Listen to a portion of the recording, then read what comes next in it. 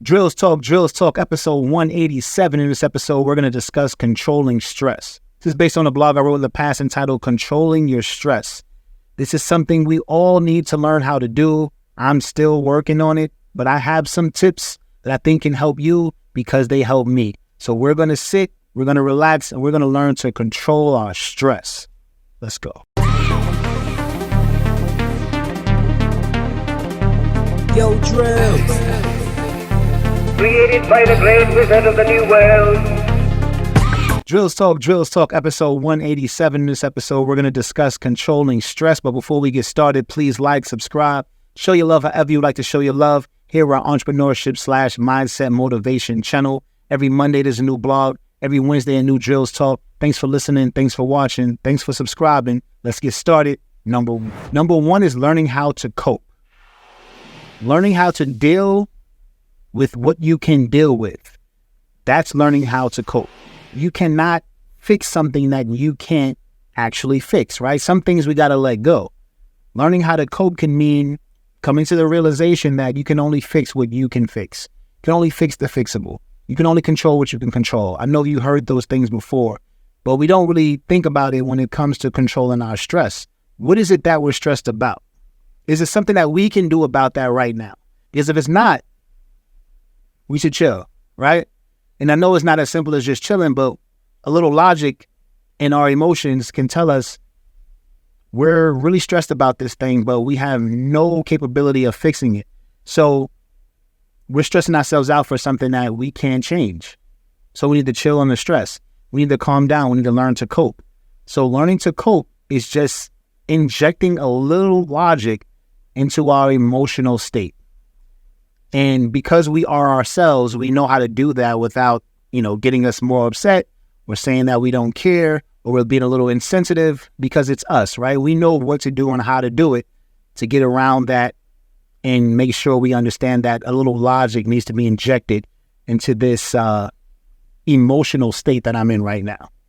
Number two is the ability to think and process while in a negative state.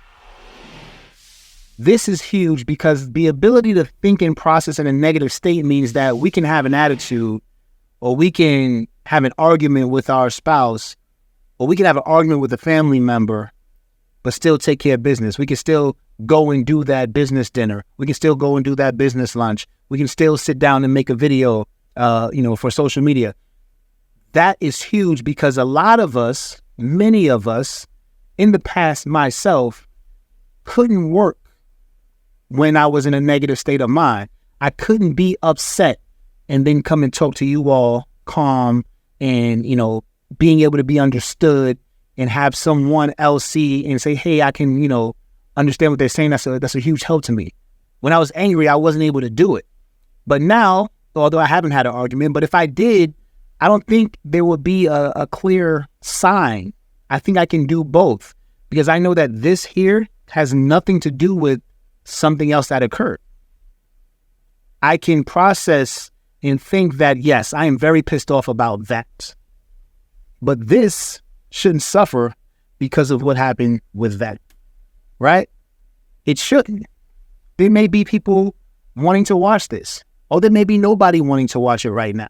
But there may be somebody that will watch it a year from now that'll be very thankful that I sat down and made the video. And to think that I could ever not do something that's going to help somebody in the future. Not everybody thinks like this, but for me, to think that I can ever not do something that's going to be beneficial to somebody in the future because I was upset temporarily, I can't take that. So if that is something that you feel or you think like that, use that to help you.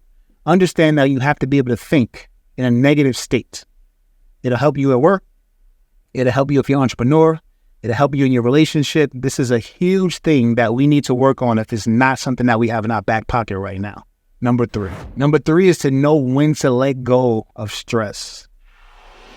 Not just when to say get over it, because that might be a long time depending on who you are, what your personality is. But knowing when to let it out is huge too, right? Where do you let it out? What's your escape? Do you have one? Because if you don't, you absolutely need one. You need to know, where is my safe place to let go of this stress? Is it home? or do I get my stress from home? Is it at the gym? Or do I get my stress at the gym because I'm trying to get in shape and it's not happening as fast as I wanted to? Wherever your stress is, you're probably not going to be able to have a safe place in that same area. You know what I mean? So if your stress is coming from home, depending on the size of your home, you're probably not going to be able to have that safe place in that spot. You're going to have to find a different safe space. So let's say the stress is at work and home is the safe space. You get home, maybe you have kids, you take care of the kids, you know what I mean? You're holding it in, right? You're not letting go of that stress in the wrong situation, the wrong area, to the wrong people. And then once the kids go down, you tell your spouse, if you don't have a spouse, you just say, okay, well, the kids are down. Or you tell your spouse, hey, I had a bad day. I'm going to go relax. What is your relaxation? What's going to ease that stress or allow you to get that stress out? So you can ease the stress by sitting down, listening to music, maybe having a drink, watching a funny show, or watching a good drama. That can ease your stress. It could be talking to your spouse. It could be talking to your parents on the phone.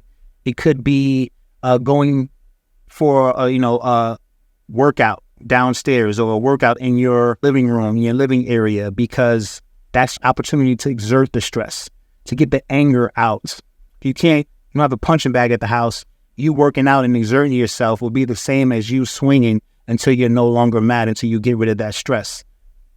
It's a perfect way to tell yourself, okay, well, I'm pissed now at work at this person. It's 1 p.m., but I know not to let that stress out and cost me more than it has to cost me.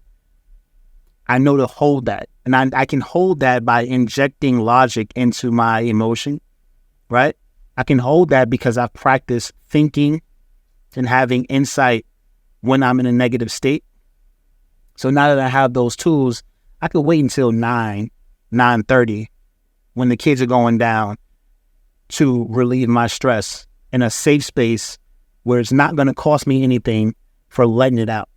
Drills Talk, episode 187. These are ways to control stress. I hope you enjoyed. I hope you use them. I hope you share them. Thanks for listening. Thanks for watching. It's Drills.com. Check this shit out. It's Drills.